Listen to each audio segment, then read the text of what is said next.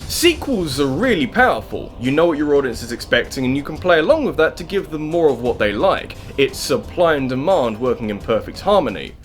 Or you can just bring in a whole load of massive alterations and give them something completely different because you can. No one's gonna stop you. That's pretty fun as well.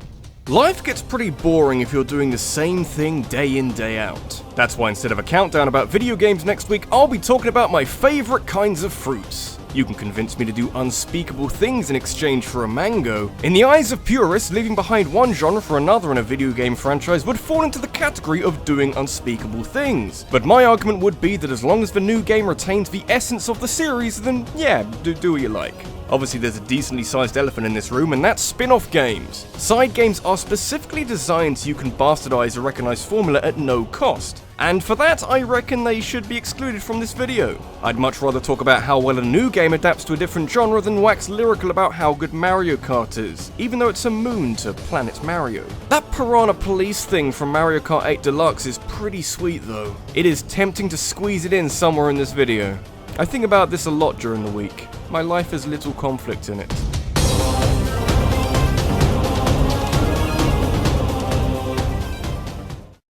As fans of certain genres grow and shrink with time, you often find that a franchise jumps ship to take advantage. There's not a lot wrong with that as long as the theme of the series is maintained in the process. Like, if Nintendo decided that no one liked platformers anymore, they'd put Mario into a different game, like some kind of GTA-style experience. Maybe a hyper-violent action game. Really, the sky's the limit when it comes to this sort of thing. Fallout has had a strange progression to its games. In 1998, it was 2 games deep into a franchise centered on RPGing your way around a post-nuclear wasteland and maybe solving people's problems if you wanted. The first 2 games in the series are fairly similar in execution, but after 1998, the franchise fell quiet, only releasing 2 spin-offs in the next 10 years. Still more active than F-Zero though. Fallout was originally the work of some people called Black Isle Studios, but bankruptcy meant that the rights to the series were sold off to Bethesda. Black Isle did have some vague outline of a new game, but when Bethesda came around to making Fallout 3, they completely ignored it in favour of their own ideas. And the end result is completely unrecognizable. I learned of the original Fallout game sometime after I knew of Fallout 3, and the gap between the two is quite big. Like, they're virtually unrecognizable. Making the switch from an isometric RPG, which in hindsight is a game about ants I think, to a shooter with reduced role-playing elements left Fallout looking completely different to how it used to. But that's the fun part. Even with these sweeping changes, Fallout 3 doesn't drop everything that made the first 2 games so enjoyable. I'm a big fan of the VAT system. You can happily shoot enemies like a standard shooter game, but if you want to get your hands on something a bit more tactical and upgradable, then with the press of a button, you're playing with percentage chances and dice rolls for a no-effort headshot, which is microcosmed RPG combat that makes everything better. Yeah, and you've still got vast amounts of questing to do, and if you want to be a dick, you can be the biggest dick in the wasteland. Bethesda know what they're doing, even if it glitches out from time to time. All part of the experience, my friend, just pretend it's a side effect from radioactive exposure. Gotta build those worlds.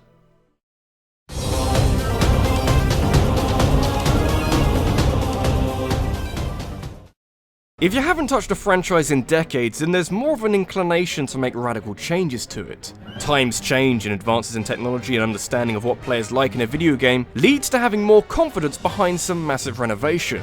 That, and if you were to revive an old game many years later, you'd be altering things like difficulty, camera angle, level progression, and graphics, unless you want to keep things the same for nostalgia. Kid Icarus becomes more of a bizarre franchise the more you think about it. There was a game on the NES in 1986 and virtually nothing afterwards until the main character ended up in Smash Bros. Having played the first game on the NES, I'd say it didn't really deserve anything more. Loose controls make for a frustrating experience that plays like a B-side to Metroid's A-side, and it's kind of hard to enjoy it when you die so easily and you're being turned into a fucking aubergine and then you end up back at the title screen which screeches your ears off and... yeah. Things needed changing. Things were changed. To a Sin and Punishment style third-person shooter though. I don't think too many people saw that coming. Masahiro Sakurai didn't even see that coming.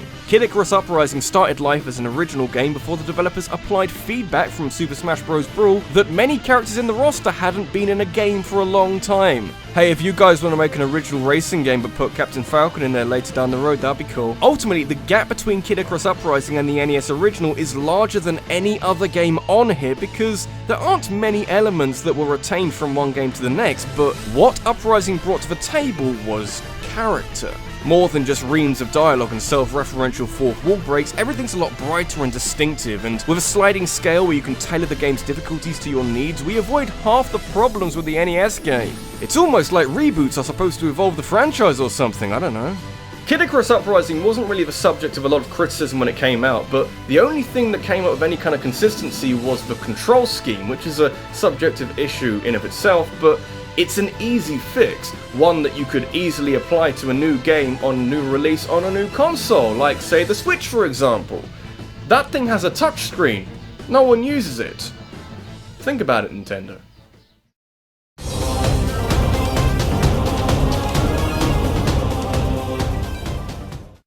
So you remember at the start when I said I was going to ignore spin-off games? Well, I've thought about it a bit and I reckon it's a rule that can be warped around for certain examples. Having said that, I haven't even written the intro yet, there's every chance that none of this makes any sense, but the idea has some merit. I'd say that if a spin-off game is considered canon by developers or just fans in general, then yeah, go crazy. Honestly, I was just looking for a way to get Metal Gear Rising Revengeance on here in some way, and I don't think it's much of a stretch. It's my video, come back when you have a union. So it's fairly obvious at this stage that the gameplay available in Metal Gear Rising is pretty far removed from the slow, methodical, deliberately paced antics of standard Metal Gear games, but what I really appreciate, and why I wanted to talk about it so much, is how well it makes the transition. You give a franchise like Metal Gear to Platinum Games to play with, and you can expect the usual mix of high-quality gameplay and fucking weird stories. Metal Gear has stupid plots as standard, so a more stylized take on the source material isn't that far removed after all. Metal Gear Rising ends up feeling oddly natural, which considering the setting and the hyperviolence is a bit of a miracle that goes to show what Platinum Games are capable of when they aren't trying to make licensed games. Major credit for making a villain who's even more ridiculous than the sexual sadist who has electricity coursing through his body. You know, MGR is stupid and over the top, but so is the main series, just in a different way. There is no best way.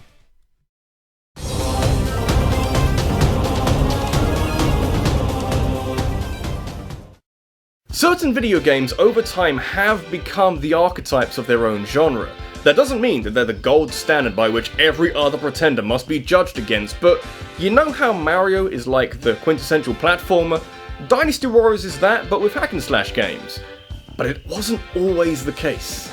We used to give Call of Duty a lot of flack for being virtually the same game every year. We don't anymore since Activision are doing what they can to convince the world that the franchise is evolving by fucking around with the setting. But Dynasty Warriors from the people over at Koei Tecmo has faced similar criticism in the past. If I showed you some random gameplay from any game in the franchise, it'd take a pretty die-hard fan to pinpoint it to one game in particular.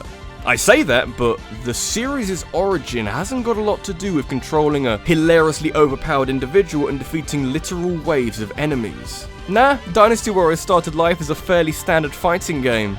I didn't know this. Really though, if your game isn't called Mortal Kombat, Street Fighter, Tekken, maybe Virtua Fighter, the world isn't really gonna remember you. Especially if you're releasing the first Dynasty Warriors game in 1997 towards the end of the fighting game boom. It's a little bit late for that. Obviously, I've never played this game, I didn't even know it existed until a few days ago, but it was received reasonably well, meaning that Dynasty Warriors 2 being such a massive departure from the first game has little to do with reception. What it did do was help give everything a bit of context in this series about figures and characters from Chinese history. You can do a bit more with specific scenarios and levels in a game like this than when you've got two random dudes fighting each other. Besides, without it, we may have never gotten spectacles like this in a game, and now we have a game with Zelda characters in it which works in a similar way, with a Fire Emblem Dynasty Warriors game coming later this year. Hell of a decision in the end.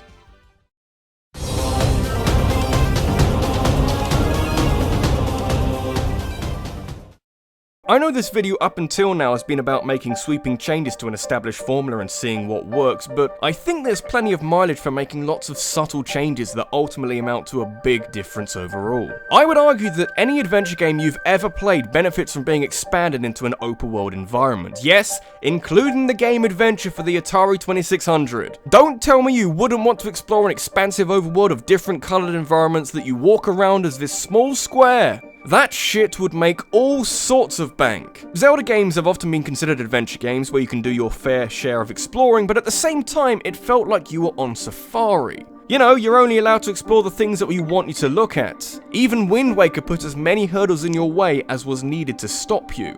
Open world Zelda has been a long time coming. The skeptics among you will be thinking that simply expanding the overworld doesn't change the genre of a game, but let's not forget that the adventure genre is pretty vague and covers a lot of very different games. That little bit of open world in the game's description means that you have complete control over where you go at what time. Put it this way, condense something like Skyrim into railroaded levels and areas and see if it feels the same.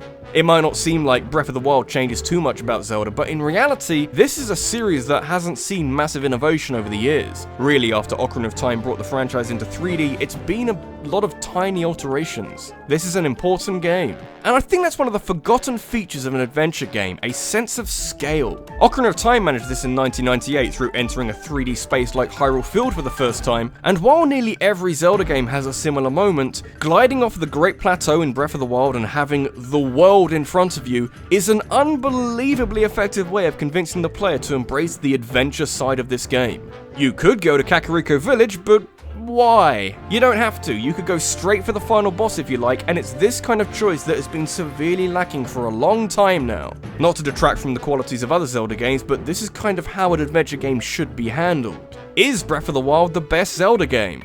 Now that's a good question. This is RabbidLuigi, and we can sit here heaping praise on Breath of the Wild, which has been done fairly regularly over the last couple of months or so, but I'm more interested in where the series goes from here. Do they stick with the open world design, or do they keep sort of changing up what the next Zelda game will look like? Eiji Aonuma went on record for saying that he would like to beat Breath of the Wild in the future. He's a brave man.